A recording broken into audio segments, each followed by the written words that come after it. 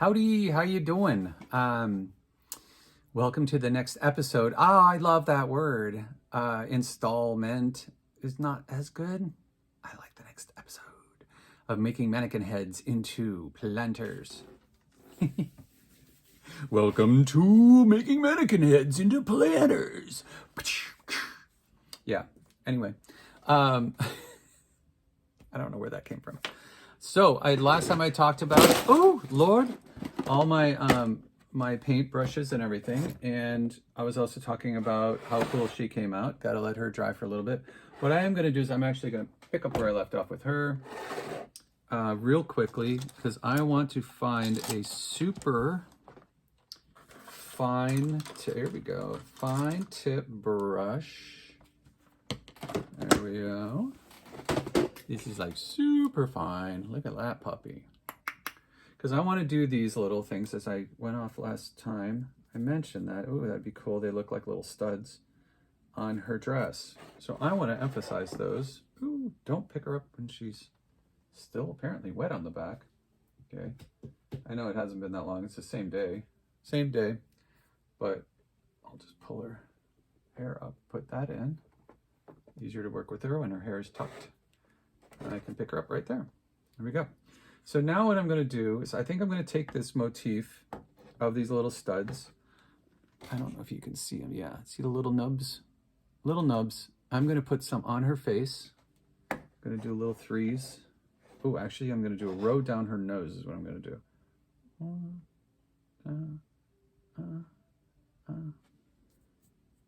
Apparently, I'm doing them with sound effects. Them bigger as they come toward the end of her nose, because that's what's actually happening. I'm just going to flow with it. And then eyebrows are going to be little dots. There we go.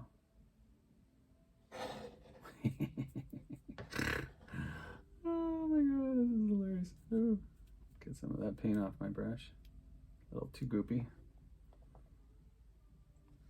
And roll it. So one of the techniques for little teeny brushes like this, get a tip, get it goopy, right? Get that paint on there, roll it, and it'll come to a point. Ba-da-ba-ba-ba. Look at that point.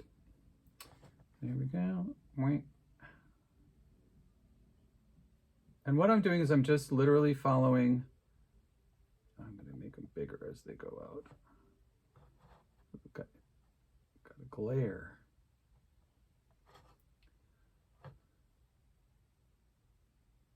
It's apparently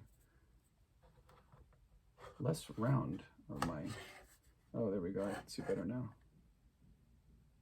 Oh, so much better. There we go. You know, it's going to be outside, so I really don't need to make these as particular as I was doing. I'm going to match that, though, size-wise with these out here. I'll show you in just a sec. A little bit larger, coming into smaller. There, well, those are messy. I don't want them to be messiness. No, come on. All right, so what can I do? Let's get rid of those. There. Fabulous. Easy peasy. Wait. There we go. Try those again. I don't know what the heck just happened with me. I just lost my mind on the, there we go, putting dots on. There we go. Boom, boom, boom, boom, boom. There she is. Oh, that's awesome. I'm going to connect them to the center row.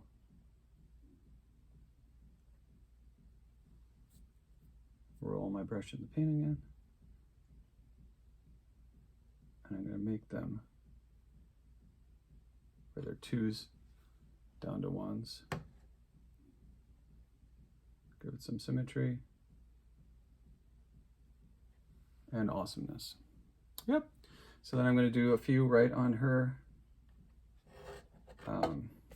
cheeks, but under her eyes. Come on. My brush is losing its tip. There we go. 3 on each side. Big, smaller, smallest. Da da da da da. Okay, I think she looks pretty awesomely freaky. Chin got a little wiggy. Bottom lip, clean that up. And Patrick, let it go. It's going to be where? Outside! So there we go. That's pretty freaking cool. I love it. Now we're going to go down onto the body. And I've got all these little buttons or studs or whatever she's got on her that I'm just going to highlight. Now remember, I'm going to be clear coating this with a matte clear coat. So, and it's going to be, it's a spar varnish. Spar, S-P-A-R, which is outdoorsy, great varnish. It's just going to be a spray. Come on, tip. Come on, paintbrush. There we go. And my paintbrush is losing. Ah, there we go. Well, that made a mess. There we go. Spar varnish is exterior, can be used interior on artwork as well to seal it back. Any kind of artwork it works great on.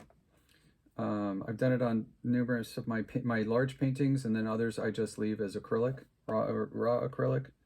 It depends on pretty much where it's going to be used. Like I did a commission piece for friends who it's for their Cape Cod house, or Cape Cod, yeah, house residence. And I did actually a high gloss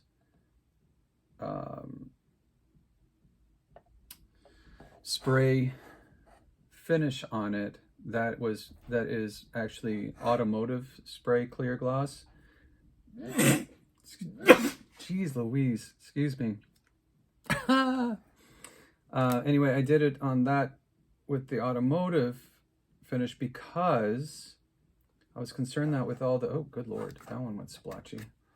With all the humidity on the coast, potential humidity, you know, especially during the summer and heat and stuff like that, I really wanted it to be able to hold up and for it not to get, to become an issue.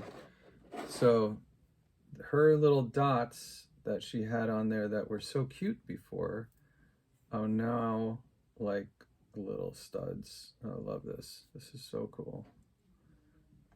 It gives her a lot more edginess and kind of takes her to a different realm, especially with that makeup, a little goth type of thinking here. So they don't need to be perfect. Why? Because it's going outside. Let's get the tip a little bit better again though. There we go. Splop.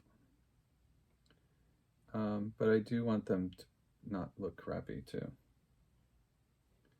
Not too crappy. There. There. And there. And there. There and there. It's perfectly symmetrical and bold. So there we go. I like her. I like her a lot. I think she's very cool. And I'm almost done with her. So now the next thing is, I said I was going to be working on this guy a little bit. I'm going to paint out his eyes black. And then I'm going to do what I think is a cool, better light here, cool treatment of, so he's got very slitty eyes, which is kind of cool because he's got the eyelids and everything that are prominent. So I'm actually going to go over them and make it so that the whole top edge of the lid is painted in. Let me try this other brush. Oh yeah, that's a lot easier to manage my paint. There we go. And that way it's going to give more prominent, more of the eye being visibly black, jet black. It's so funny. A piece of the insides just fell out. There we go. That's cool.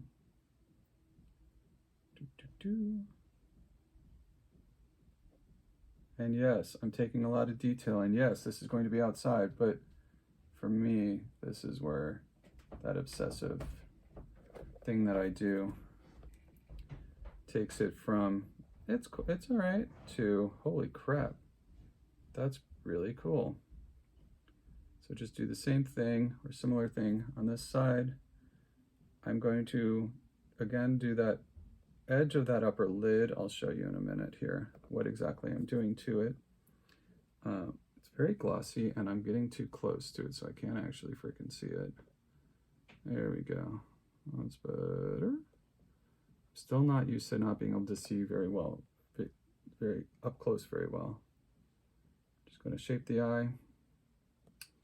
And I'm going to give it a little cat eye, just a little bit, to reduce the implied gender or the assumptive gender.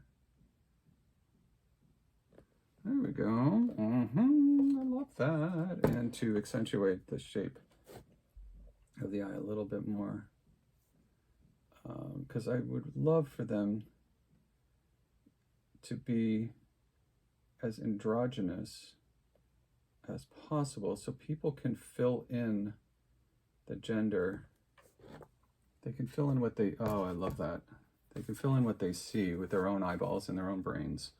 And I don't need to whack them over the head with anything. So now what I'm going to do is I'm going to take this, and I was thinking about, you know, shading underneath.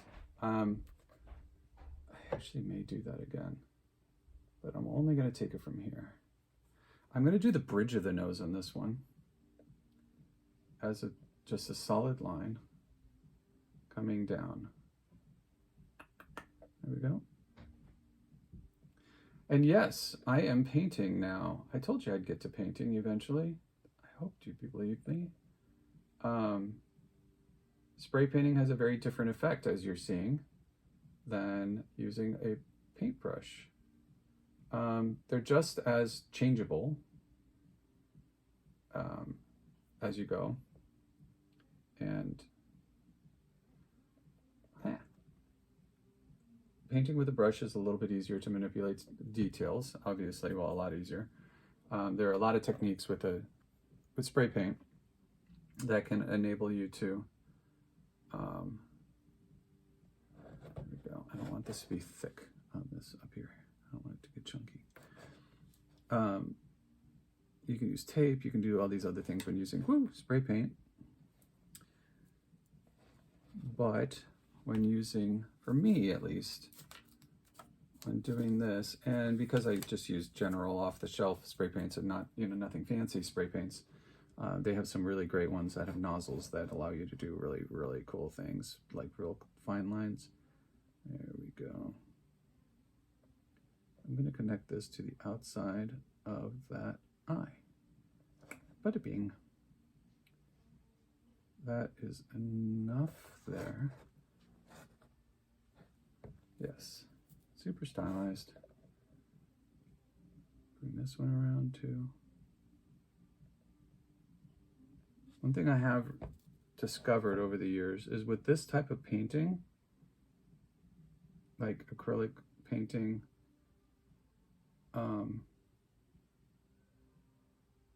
I am extremely right-handed, like extremely right-handed, and I'm extremely inconsistent when it comes to shaping going this way compared to going that way. I'm not quite sure why. It's a brain thing, I'm sure, for coordination, and I'm sure somebody could actually tell me. But, there we go. Bring this down so that this arches more. I mean, it's like really stunningly different. The one direction and the other direction. It's like wax off, wax on, wax off is very, very true in my life for the asymmetry of my brain and my hands, coordination-wise. I kind of like that. Do it upside down. It gives you different perspective on it. I like that that's more even. And I think that's good for what I want. And that's kind of funky. He's got one on, or she, they. Let's do the lips on this. I'm going to add in actually other colors after I do the black on top of it. So this is going to be well-defined parts of the face. So I will give you a hint or a guidance on loading paintbrushes. When you load a paintbrush, and this is if you're painting a wall or whatever, load one side.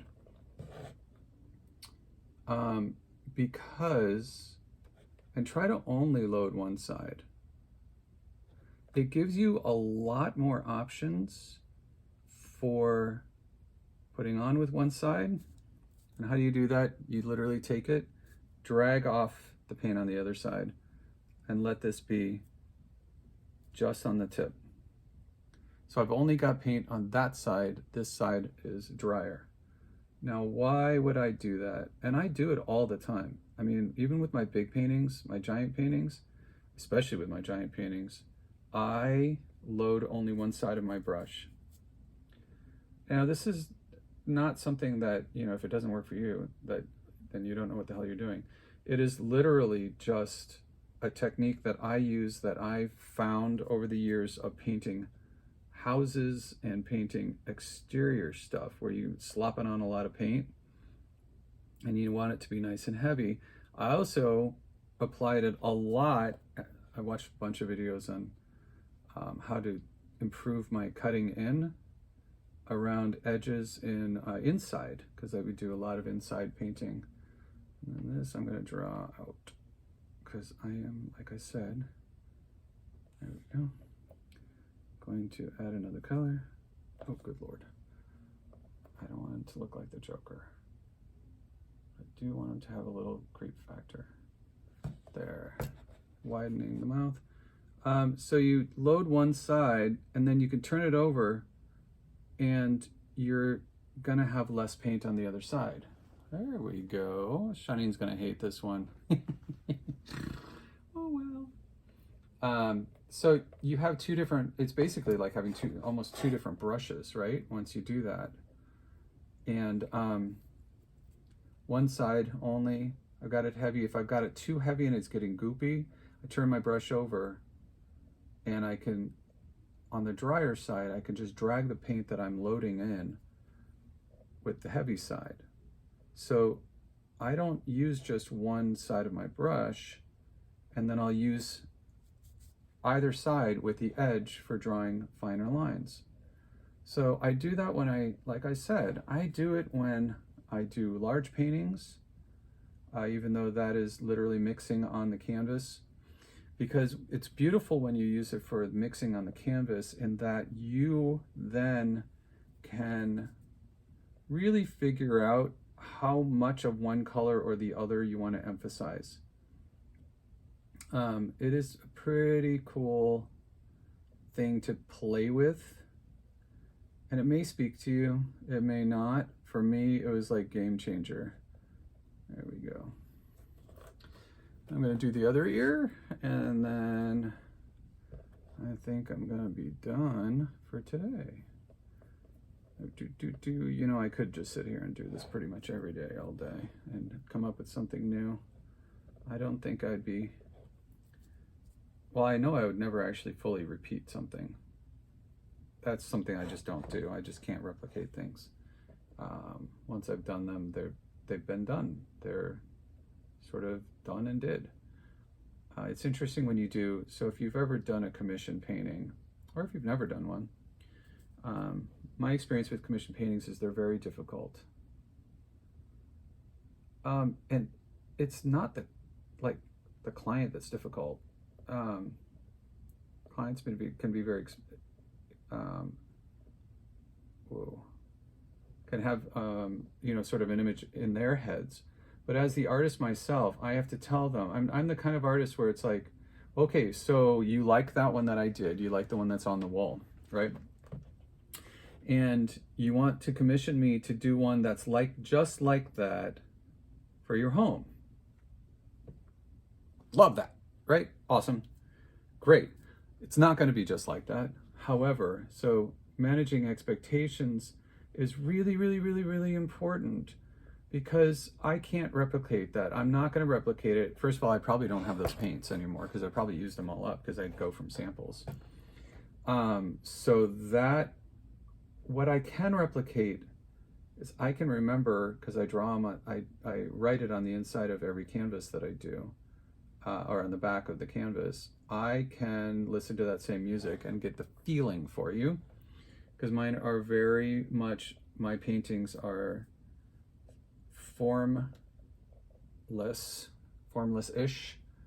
Not all of them, obviously, but my big ones that I really like and that I get a huge kick out of doing, that are most satisfying for me,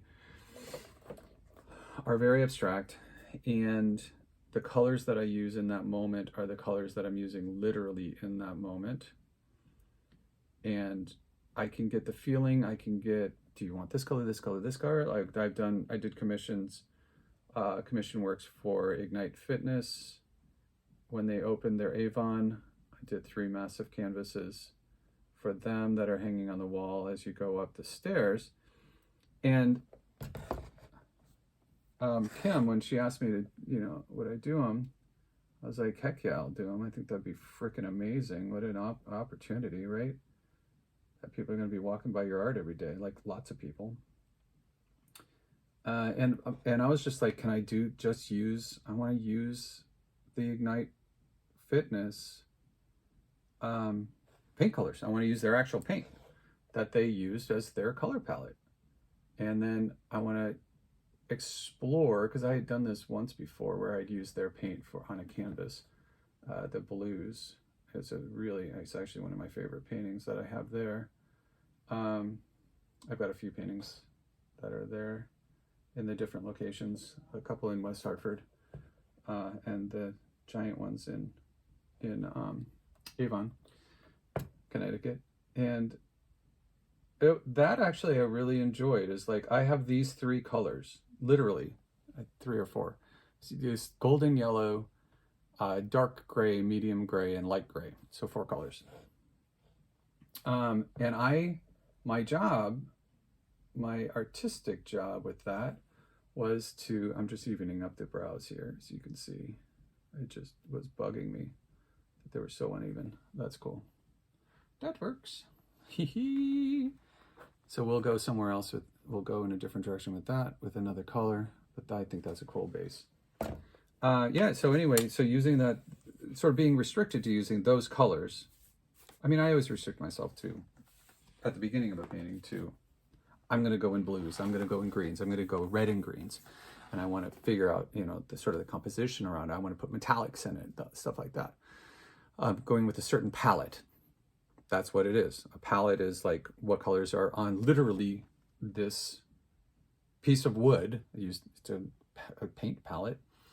And what colors do I have available for me to use? I'm going to start out with, if you ever watched Bob Ross, I'm going to have this range of colors, and I'm going to use all of these paints, these base paints. And as I mix them, I create a ton of other colors, right? It's like an infinite number of colors, almost. But what I want to do is, so I started with those base colors, literally in like gallons of paint, right? And then used cardboard pieces to mix it on as I went for each of the paintings. And what's kind of cool is, so it's got this cohesiveness between the 3 giant paintings. And we're talking, I think they're 4 feet high by 8 feet wide, maybe 3 feet high, tall by 8 feet wide. Awesome, right? 6 feet maybe. But anyway, they're 6 feet. They're 6 feet by 3 feet, I think. 4 by 6. I don't know. Anyway, it doesn't matter. Using those colors in that way, and knowing that I wanted them to feel like a flow, I wanted them to feel like an exploration of those 4 colors in, there's 3 or 4 colors, in 3 zones, top, middle, and bottom zone on each of those paintings, and that each color was used for each of those zones. Like the light gray was used on the bottom, light gray was used on the middle, light gray was used on the top, yada, yada, yada for those. So we have, 9 different permutations of how these 3 are.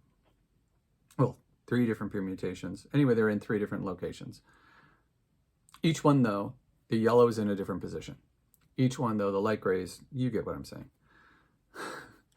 So choosing color, choosing how you use that color, I like the splitting it into thirds vertically, like three, gridding out and focusing color in that. It may go completely away from it, but starting there, it's important that the starting point is a comfortable starting point. For me, sort of this format, and then once I get into it, I know I want to bring a dark blue into the center, and I want the center to be the dark blue, and then things to come off of that into the different zones of color. But not making it, I'm going to use 52 different colors on this canvas. I could do that, but that's not really my style. It's not really my my eye, and it doesn't speak to me. What I do like is I like a cohesiveness of color. I like using a color wheel to figure out which colors are adjacent to one another and which colors are opposite, and play with that.